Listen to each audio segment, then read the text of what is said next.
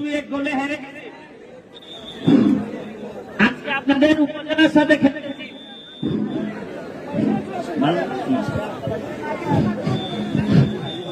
আপনাদের উপজেলার সাথে আজকে খেলা আমাদের শেষ খেলা। আজকে আমরা কালকেই সকালে চলে যাব। আমার লোকজন বলতেছে যে ব্যাগের মধ্যে সব কাপড় ভরছেন কিনা, সব কাপড় ভরছেন কিনা। আমি বলি সব কাপড় যদি ভরেও থাকি এই সন্দ্বীপ থেকে আর সবকিছু নিয়ে যাওয়া যাবে না, কারণ সন্দ্বীপের মানুষ যে ভালোবাসা দেখিয়েছে তাতে এই মনটা সবসময় সন্দ্বীপে আমাদের।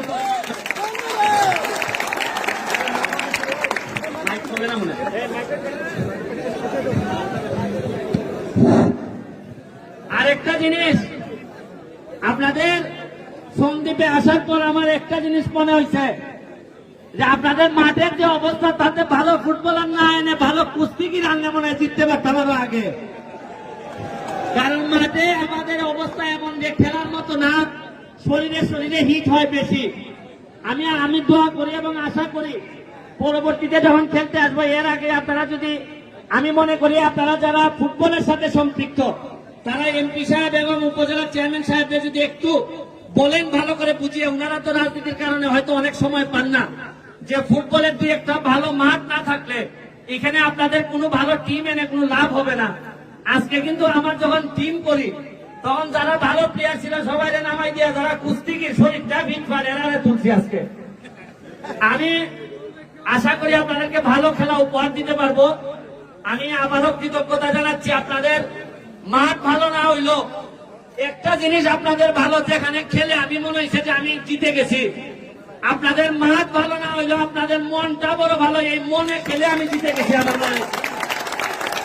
বিশেষ করে এমপি সাহেব যে আতিথেয়তা দেখিয়েছেন, আমি উনার বাবার নামে এই স্কুল কলেজ এখানে দাঁড়িয়ে আমি উনার বাবার আত্মার মাগফিরাত কামনা করতেছি এবং আমি মনে করি যে এইভাবে যদি সন্দ্বীপটাকে আরো উপরে নিয়ে যাওয়ার সুযোগ আছে। আমি আবারও কৃতজ্ঞতা প্রকাশ করছি আমাদের শামীম ভাই, যিনি আমাদেরকে একেবারে পারিবারিক ভাবে আমাদেরকে গ্রহণ করেছেন। আমি শামীম ভাইয়ের জন্য দোয়া করি এবং আপনারা যারা দর্শক আছেন আজকে খেলা উপভোগ করবেন, আপনাদেরও আমাদের সিলেটের হবিগঞ্জে দাওয়াত থাকবে, আপনারা চা বাগানের ভিতরে খেলবেন। এই দাওয়াত দিয়ে আবারও আপনাদের প্রতি যে কৃতজ্ঞতা, আমি আশা করি আমার সিলেট হবিগঞ্জে আমি প্রতিনিধি হিসাবে আপনারা যে আদর এবং যে আতিথেয়তা আপনারা আমাদেরকে দেখিয়েছেন এইটা আমি আমার অঞ্চলের মানুষকে বলবো। আর যারা তরুণ আছে তাদেরকে একটা কথা বলে শেষ করি, আপনারা, আমি ব্যারিস্টার সুমন একটা প্রমাণ করছি, একেবারে তৃণমূল থেকে উঠে এসে আমার পরিবারের কিন্তু এইরকম কোন দামি পরিবার থেকে আমি আসি নাই। আমি এইরকম একটা উপজেলায় বড় হয়ে পড়াশোনার মাধ্যমে আজকে আমি বহুদূর চলে আসছি।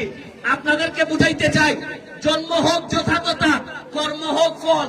যদি কর্ম ঠিক করতে পারেন তাহলে বহুদূর চলে যেতে পারবেন।